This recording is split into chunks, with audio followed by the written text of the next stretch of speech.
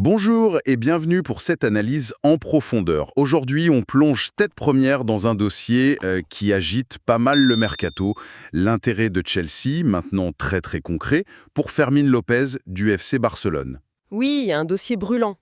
Et pour y voir clair, on va s'appuyer sur des sources solides, hein. Fabrizio Romano, la presse catalane avec Sport, le Guardian aussi. Exactement. L'objectif, c'est de décortiquer tout ça, comprendre les chiffres, la position des clubs, et puis évidemment ce que ça implique pour le joueur.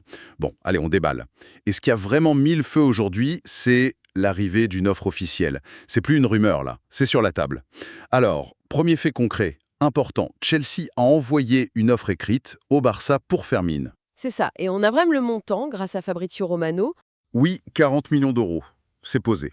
Et le timing aussi, Romano précise bien, l'offre serait partie cet après-midi, juste après un match apparemment. Chelsea attend la réponse maintenant. Qu'est-ce que ça nous dit, cette première approche? Alors, cette offre de 40 millions, c'est vrai que c'est un moment clé. Le fait que ce soit une offre écrite officielle, c'est pas rien dans ces négociations. Ça veut dire que Chelsea se découvre un peu. On n'est plus dans le simple intérêt, là. C'est un engagement. Exactement. C'est un acte formel, ça montre une intention sérieuse et ça lance vraiment la négo. Ça met la pression sur le Barça, qui doit maintenant dire clairement ce qu'il en pense.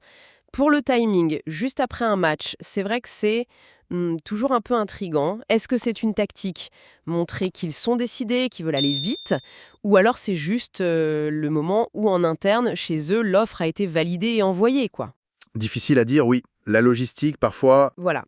Mais bon, dans ce jeu de poker qu'est le mercato, on peut toujours y voir un signal. Agir vite, ça peut être aussi pour tester la réaction du Barça, voir s'ils sont prêts à discuter tout de suite. Et puis, il y a le montant en somme, 40 millions. La question, c'est comment on interprète ça. Pour Fermín, qui est jeune, qui a montré de belles choses, qui a une marge de progression, est-ce que pour Chelsea, c'est déjà un prix juste, basé sur leur évaluation, peut-être leurs propres contraintes, fair play financier, tout ça? Ou alors? Ou alors, est-ce que c'est une offre d'ouverture, volontairement basse, un peu pour tâter le terrain, voir comment le Barça réagit? Souvent, les premières offres dans les gros dossiers, elles sont en dessous du prix final, hein. C'est une très bonne question. Offre prudente ou évaluation sérieuse de leur côté? Eh bien, la réponse du Barça, ou du moins ce qu'en rapporte Sport, elle est assez directe. Ah oui, La direction barcelonaise aurait trouvé cette offre de 40 millions. Ridicule. ridicule, carrément. Le mot est lâché. Ça laisse peu de place au doute sur leur première impression, on va dire. Ça annonce la couleur pour la suite. Ah mais complètement. Utiliser un mot aussi fort, même si ça passe par une source proche du club, c'est une stratégie de communication très claire. Le Barça ne dit pas juste non merci, il cherche à décrédibiliser l'offre de Chelsea dès le départ. C'est pour dire Votre point de départ est trop bas. exactement ça. C'est tellement bas qu'on ne peut même pas considérer ça sérieusement. C'est une façon de dire revenez, mais avec beaucoup plus. Ça met la pression sur Chelsea pour revoir leur copie, et largement, s'ils veulent continuer à discuter. Et c'est un message pour les autres aussi, peut-être, hein. Absolument. Pour d'autres clubs potentiellement intéressés. Et pour les supporters. Le Barça ne bradera pas ses joueurs, surtout pas les jeunes talents comme lui. Message reçu donc. Et si 40 millions, c'est ridicule, alors combien le Barça en demande? Quelle est leur évaluation? Là, c'est The Guardian qui nous donne un chiffre. Et il est Le Barça voudrait 90 millions d'euros pour Fermín López. 90. Oui. 90 millions. On passe de 40 à 90. L'écart est juste colossal. Ah oui, là on parle de 50 millions d'euros d'écart entre l'offre et la demande. C'est plus du double. Et c'est énorme. Comment on explique un gouffre pareil? Ce fossé de 50 millions, c'est ça qui rend le dossier si complexe maintenant. Il y a plusieurs raisons possibles pour cette demande de 90 millions. D'abord, la valeur du joueur, son potentiel. Fermín est jeune, il est formé au club, international espoir. Il a vraiment pris de l'importance la saison dernière.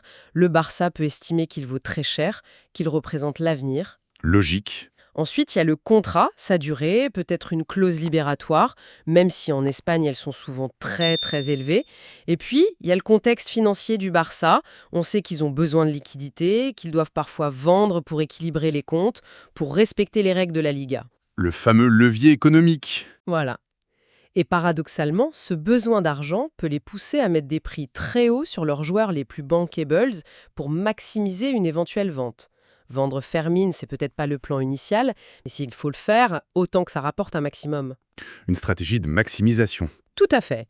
Et enfin, il y a la pure stratégie de négociation. Demander 90 millions au départ, c'est une technique classique, l'ancrage. Même s'ils savent qu'ils n'auront peut-être pas 90, ça fixe un plafond très élevé. Ça tire les négociations vers le haut. Exactement. Ça devient le point de référence. Toute discussion se fera par rapport à ça. C'est une façon de dire « Ok, notre joueur vaut une fortune, et même si on fait un effort, ça coûtera cher. » C'est très clair. Valeur du joueur, besoin du club et tactique pure. Et d'ailleurs, Sport ajoute que le Barça s'attendrait à recevoir une offre plus importante bientôt. Ça veut dire qu'il ne ferme pas la porte, malgré le ridicule. Précisément. Cette attente d'une meilleure offre, c'est intéressant. Ça montre, d'une part, qu'il croit que Chelsea est vraiment intéressé et a les moyens de monter son offre. Il pense que Chelsea peut payer plus. Voilà.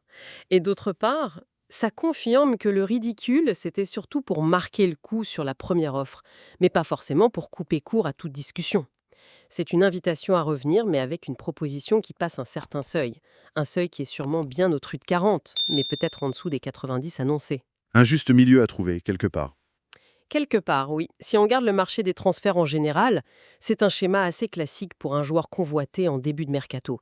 Position très éloignée au départ, déclaration forte via la presse. Pour marquer son territoire, c'est ça. Et on attend de voir qui va bouger en premier. La grande question c'est, est-ce que l'écart est trop grand ou est-ce qu'ils vont réussir à se rapprocher?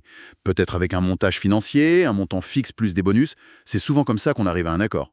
Ça promet d'être une négociation serrée. Un vrai cas d'école, oui, absolument. Un cas d'école financier, stratégique, mais on en oublierait presque l'essentiel, enfin l'humain au milieu de tout ça.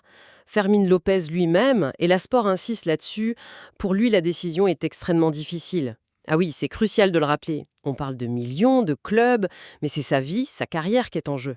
C'est pas juste choisir une couleur de maillot, quoi. Qu'est-ce qui rend ce choix si compliqué pour lui, d'après les sources? Alors, la Sport met bien en avant 3 dimensions qui s'en mêlent. La première, c'est l'émotionnel, l'affectif. Fermín, c'est un enfant de la Masia. Il vient du centre de formation. Exactement. Il a grandi là-bas, le Barça, c'est son club de cœur, Barcelone, c'est sa ville. Partir, c'est quitter tout ça, c'est un déracinement. S'installer à Londres, nouvelle culture, nouvelle langue. Pour un jeune, ça pèse énormément, cet aspect personnel. L'attachement, ça ne se chiffre pas. C'est sûr. Deuxième dimension, le sportif, le technique. Quel est le projet de Chelsea pour lui? Quel rôle il aurait? Titulaire en première ligue ou sur le banc avec une grosse concurrence? Quel style de jeu l'attend? Est-ce que ça lui correspond? Et au Barça s'il reste? Voilà. Quelle garantie, là? Du temps de jeu, une place dans le projet à long terme, c'est son avenir sportif qui se joue, sa progression, ses chances de gagner des titres.